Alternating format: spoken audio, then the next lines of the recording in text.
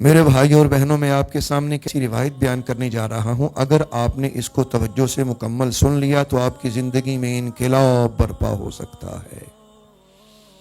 میرے آقا کریم علیہ الصلوۃ والسلام نے اپنے پیارے صحابی حضرت ابو ذر غفاری رضی اللہ تبارک و تعالی عنہ سے ارشاد فرمایا، اے ابو ذر، اپنی کشتی کو خوب مضبوط اور درست کر لو، کیونکہ دریا بڑا گہرا ہے، اور زاد راہ کثرت سے اکٹھا کر لو کہ فاصلہ بڑا لمبا ہے، اور اپنا بوجھ ہلکا کرو کہ راستہ پر خطر ہے، اور اپنی عبادت میں پرخلوص ہو جاؤ کہ نقاد نہایت جانچ پڑتال کرنے والا ہے۔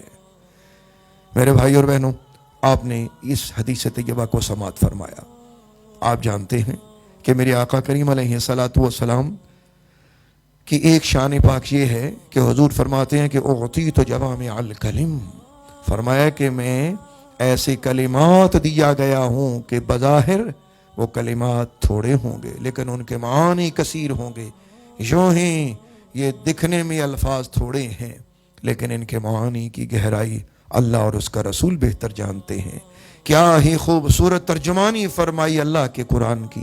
آپ جانتے ہیں یہ حدیث طیبہ قرآن کریم فرقان حمید کی ترجمانی کرتی ہے، یعنی جو اللہ نے فرمایا وہی پیارے حبیب کریم رؤوف رحیم علیہ الصلوۃ والسلام نے اپنے انداز میں اپنے صحابی کو ارشاد فرمایا۔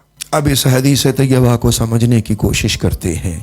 میرے آقا کریم علیہ الصلوۃ والسلام نے فرمایا، ابو ذر، اپنی کشتی کو خوب مضبوط اور درست کر لو کہ دریا بڑا گہرا ہے۔ یہ دریا کون سا ہے؟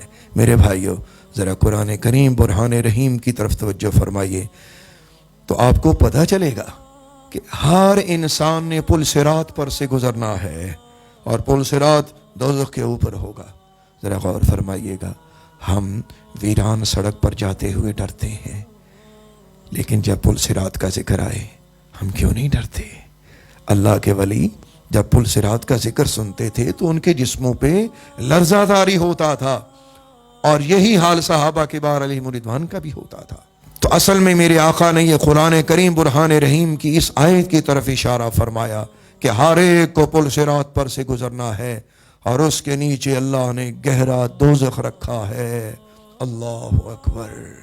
اور اس حدیث طیبہ میں قرآن کریم برہان رحیم کے مختلف مقامات کی طرف اشارہ کیا گیا ہے کہ پل صراط پر سے سب کو گزرنا ہے، وَإِن مِّنكُمْ إِلَّا وَارِدُهَا، کہ ہر ایک کو پل صراط پر سے گزرنا ہے، یعنی ہر شخص دوزخ پر سے گزر کے پھر اگلی منزل پہ جائے گا۔ اللہ اکبر۔ اور وہ دن کیسا ہوگا؟ میرے آقا کریم علیہ الصلوۃ والسلام نے حضرت ابو ذر غفاری کو جو فرمایا کہ زاد راہ کثیر لے لو اور بوجھ ہلکا کرو۔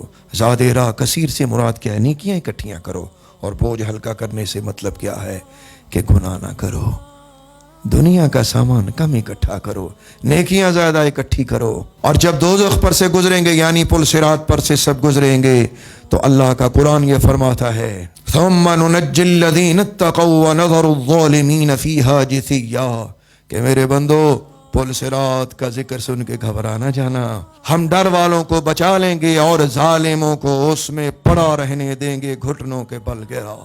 اور سفر بڑا طویل ہے، اس کی لمبائی کا ذکر جو میرے آقا نے فرمایا وہ قرآن کریم برہان رحیم یوں فرماتا ہے، فی یوم کان مقدارہ الف سنۃ مما تعدون، کچھ لوگوں پر وہ دن 1000 برس کا لمبا ہو جائے گا تمہاری دنیا کی گنتی کے مطابق۔ اور کسی جگہ پہ یوں بھی ارشاد فرمایا، 50 الف سنہ، 50,000 برس کا دن ہوگا۔ ذرا غور کیجئے گا اس کی مطابقت کیسے ہے آپس میں۔ علماء فرماتے ہیں کہ جو اشد کافر ہوگا اس کو قیامت کا دن طویل تر لگے گا، 50,000 برس کا، اور جو شرارت میں کچھ کم ہوگا اس کو 1000 برس کا دن قیامت کا محسوس ہوگا، اور مومن کامل کے لیے اتنی دیر لگے گی کہ جتنی فرض نماز پڑھنے میں ٹائم لگتا ہے بس اتنی ہی دیر لگے گی، حشر کا دن گزر جائے گا۔ اور اپنا بوجھ ہلکا کر، حضرت ابو ذر کو جو فرمایا اس کا مفہوم یہ ہے کہ خطا نہ کر، دنیا داری اکٹھی نہ کر زیادہ، کیونکہ اگر یہ اکٹھی کر لی تو پھر قرآن یہ فرماتا ہے وَلَا تَزِرُ وَازِرَةٌ وِزْرَ أُخْرَىٰ وَإِن تَدْعُ مُثْقَلَةٌ إِلَىٰ حِمْلِهَا لَا يُحْمَلْ مِنْهُ شَيْءٌ وَلَوْ كَانَ ذَا قُرْبَىٰ۔ اور اس دن کے جس دن کوئی جان کسی دوسری جان کا بوجھ نہ اٹھائے گی، اور اگر کوئی بوجھ اٹھانے والی جان کسی دوسری جان کو بوجھ اٹھانے کے لیے بلائے گی تو وہ نہ اٹھا سکے گی، اگرچہ وہ اس کے رشتہ دار ہو۔ یہاں رشتے بھی ٹوٹ گئے، اب رشتہ داریاں بھی یہاں تک ہیں، حشر میں کوئی رشتہ داری نہیں چلنے والی۔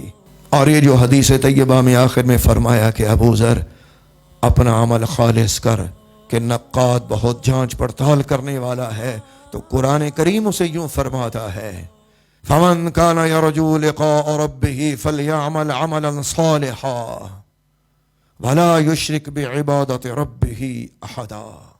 تو جسے اپنے اللہ سے ملنے کی امید ہو، اسے چاہیے کہ وہ اچھا عمل کرے اور اپنے رب کی عبادت کے ساتھ کسی کو شریک نہ ٹھہرائے۔ تو میرے بھائیو، شرک ایک ایسا گناہ ہے جسے اللہ معاف نہیں فرماتا۔